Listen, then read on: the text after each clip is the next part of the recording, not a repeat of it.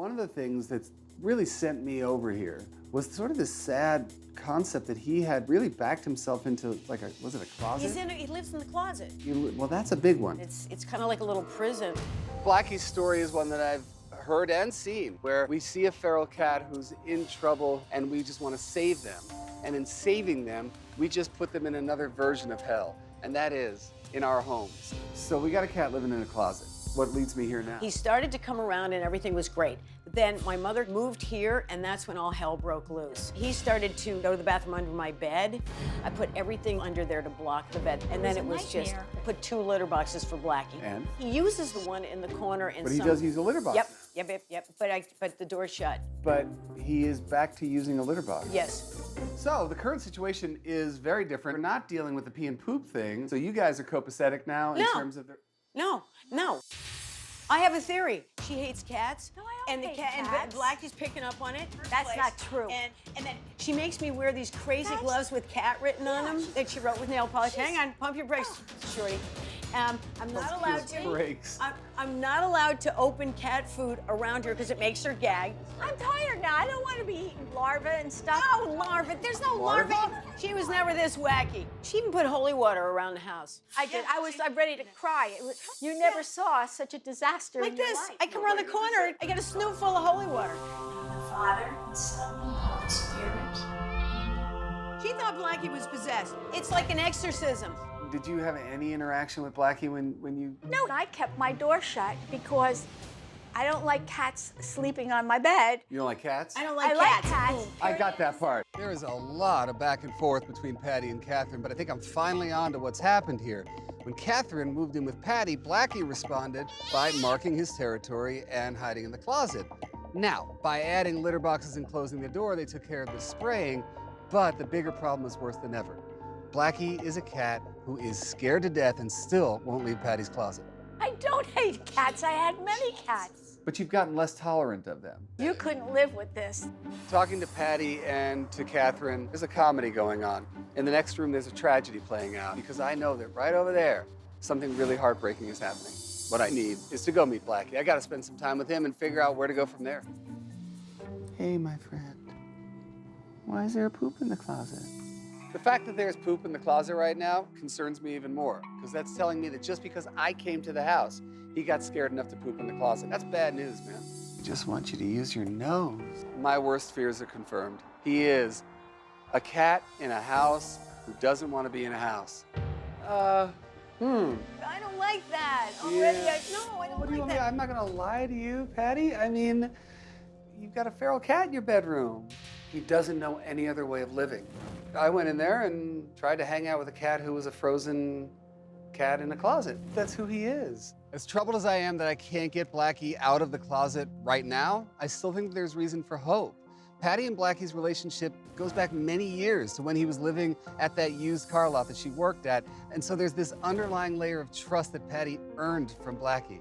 I'm convinced that we can build on that relationship to give Blackie a bigger life beyond Patty's closet. You've done a wonderful thing for a cat. Now we gotta teach him. Right.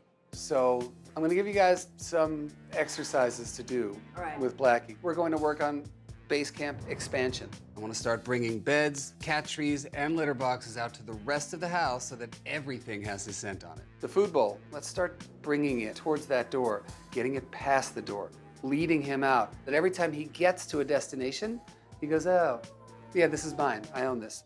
Now here's the tough part. The problem's not about litter boxes, it was Catherine. Ah, You came into the picture and suddenly the cat disappeared. So Catherine, I need you to start being a part of his life that brings good things. no. No. You want me to run away. No, I want you to be his friend. Are you okay? Are you all right? In order to solve this problem, Catherine has to be part of the solution. All right, guys, if you have any questions or anything, you let me know, right? All right. All We right. look forward All to right. it. If Blackie is still frozen stiff by the time I come back here next time, that tells me Catherine didn't live up to her end of the bargain, and I got a cat who's still gonna break my heart every time I see him. Last time I was here, it was just a circus. There was larva talk and fear of litter, and then a poor cat that was stuck in a closet. I don't know what I'm walking into, but hopefully you've got a cat now living in the closet. It's a very strange place to find yourself with a feral cat in your house. What have you been seeing?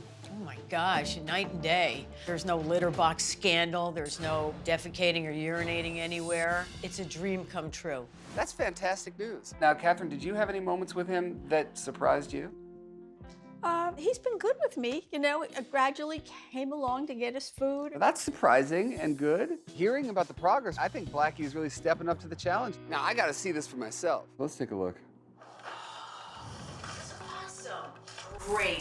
Blackie's gonna freak out when he comes out of the closet. I put a litter box in the living room to expand the base camp.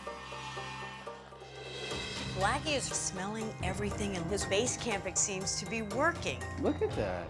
I'm seeing scent soakers and food placed all around the house where the open doors are, encouraging Blackie to explore his new territory. This is what base camp expansion is all about, and it's really paying off for Blackie. Whoa, there you go. You can see in the homework, by the way that Blackie is interacting with Mini-Me, that Mini-Me was never the problem here. These two cats don't have an issue with each other. It was Catherine that Blackie had an issue with all along, and they're making some progress. There you go. Watching the homework makes me feel completely exhilarated. Look at Blackie. He's coming out. He's interacting with Mini-Me. He's eating in the middle of the hallway. The base camp expansion thing worked very well. The evidence that I'm seeing so far is bananas good. Blackie has to learn to trust you. She's gonna try to lure Blackie out. Here's your breakfast. Okay, Get it. okay, now he knows it's out here. Come get it. Okay, Come on. all right. I think we can stop talking and see if he comes out. Okay, just Fred. push the food in front of the door. Okay, put it down, put it down. Okay, back out, back out, back out. Here in the living room, Jackson. That's a good boy. Okay, back out, walk away. So, of all the good stuff I saw with Blackie, there was a lot of tense little moments where you're trying to accomplish something with Blackie, and Patty, you're being a little on top of the situation. The dynamic I'm seeing between Patty and Catherine, too much direction giving, too much noise and static. She's very possessive of him. It's to a like the degree. helicopter mother. Takes one to know one, and the apple doesn't fall far from the tree. The crab apple. I gotta be perfectly honest with you. We had a couple little fights. She thinks I'm gonna ruffle his feathers or something. You just want to keep Blackie in that room forever. That's not fair to Blackie. Oh, no. Patty doesn't want Blackie like anybody. She wants him all to herself. Oh, the border. You made me sound like a cat. You make me sound like a cat freak. She's so overprotective. Afraid he's gonna have a breakdown or He was- something. I know you were trying, but you're not comfortable ceding control of the situation to anybody. Patty is a control freak with her animals. She never stops. Just because I felt like he got scared, and I know how much he can take. If it's overstimulation, he's out of there. What I'm concerned about right now is not Blackie. I'm concerned about you. So what I would really love to do is actually spend time with him out here and see if I can get him to show any trust in a stranger that he wouldn't give me the first day I met him. Good idea. All right, cool. Thank you. See you in a little bit, of course. Thank you. Great to work with you. Wonderful working with you. I learned a lot about cats. You're good. All I'm hoping for is that Blackie comes into the hallway and makes some eye contact with me, and then I can gauge how his progress is going. That's nice. Finally, I get to see Blackie out and about, walking. You want to go in your base camp? You go ahead, buddy. I'm just gonna sit, make sure he knows I'm nice and quiet, not a threat, see what he does. Good boy.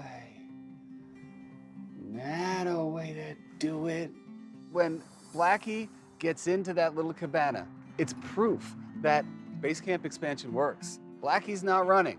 That's evidence that he is staking claims in this home. Wow, you look like a house cat. You ready to let me touch you now? Good boy. Super duper proud of you. When I first met Blackie, hey, my friend, it broke my heart to see this cat frozen stiff in the back of a closet. He couldn't even move when I was extending my hand or trying to talk to him. Come on, buddy. Look at your life, buddy. You don't want this life, do you? I asked him, is this how you want to live? And I'm telling you, this is not crazy cat guy stuff. He didn't want to. I am hyper proud of you right now. You've come a long way. It's not perfect, but it's a lot more perfect than a closet. It's home, buddy, it's home.